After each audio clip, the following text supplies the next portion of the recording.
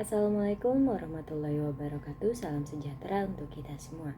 Hadirin sekalian, mari kita ucapkan doa dan puji syukur kehadirat Allah atas rahmat dan nikmatnya.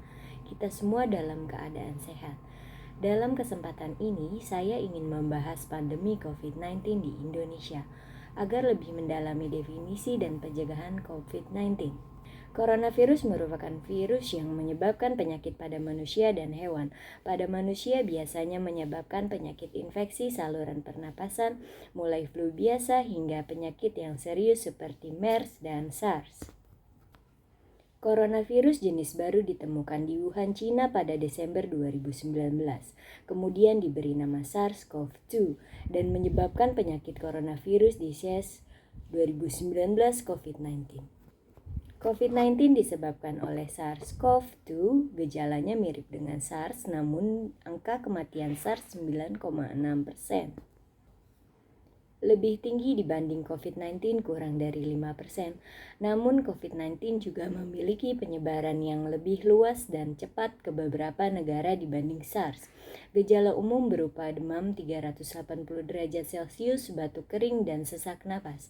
Jika dalam 14 hari sebelum muncul gejala tersebut pernah melakukan perjalanan ke negara terjangkit atau pernah merawat atau kontak erat dengan penderita COVID-19, maka akan dilakukan pemeriksaan laboratorium, lebih contohnya tes PCR atau swab. Sekitar 80% kasus dapat pulih tanpa perlu perawatan khusus. Sekitar 1 dari 6 orang menderita sakit yang parah, seperti disertai pneumonia atau kesulitan bernafas yang biasanya muncul secara bertahap. Angka kematian penyakit ini masih rendah sekitar 3%. Namun bagi orang yang berusia lanjut dan komorbid, mereka biasanya lebih rentan untuk menjadi sakit parah. Melihat perkembangan hingga saat ini, lebih dari 50% kasus konfirmasi telah dinyatakan membaik dan angka kesembuhan akan terus meningkat. Seseorang dapat terinfeksi dari penderita COVID-19. Penyakit ini dapat menyebar melalui droplet dari hidung atau mulut pada saat batuk atau bersin, kemudian jatuh pada benda di sekitarnya atau menghirup droplet dari penderita. Orang lain menyentuh benda yang terkontaminasi dengan droplet tersebut, lalu orang itu menyentuh mata, hidung, atau mulut, maka orang tersebut kemungkinan dapat terinfeksi COVID-19. Maka penting untuk menjaga jarak hingga kurang lebih 1 meter dari orang lain karena virusnya tidak terlihat apakah orang lain sebenarnya sudah mengidap COVID-19 atau tidak. WHO menilai bahwa resiko penularan dari seseorang yang tidak bergejala COVID-19 sama sekali sangat kecil kemungkinannya. Penelitian menyebutkan bahwa virus penyebab COVID-19 ditularkan melalui kontak dan droplet dari saluran pernapasan, tidak dapat ditularkan melalui udara. Sampai saat ini, sumber hewan penular COVID-19 belum diketahui. Para ahli terus menyelidiki berbagai kemungkinan jenis hewan peliharaan. Kebiasaan ini dapat melindungi Anda terhadap berbagai bakteri umum seperti E. coli dan Salmonella, yang dapat berpindah antara hewan peliharaan dan manusia.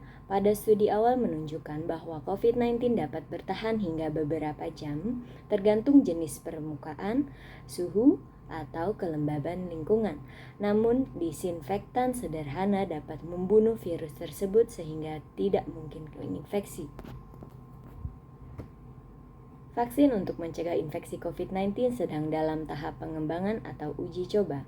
Vaksin COVID-19 terdiri dari vaksin Sinovac, vaksin AstraZeneca, vaksin Moderna, vaksin Sinopharm, vaksin Pfizer Inc. dan BioNTech, vaksin Novavax, vaksin Sputnik V, vaksin Janssen, vaksin Covidentia, dan vaksin Zivivax. COVID-19 disebabkan oleh virus, maka antibiotik tidak bisa digunakan sebagai sarana pencegahan atau pengobatan, hanya bisa melawan bakteri. Melakukan perjalanan dari negara terjangkit atau yang kontak erat, seperti anggota keluarga, rekan kerja, atau tenaga medis yang merawat pasien sebelum mereka tahu pasien tersebut terinfeksi COVID-19. Petugas kesehatan yang merawat pasien yang terinfeksi COVID-19 beresiko lebih tinggi dan harus konsisten melindungi diri.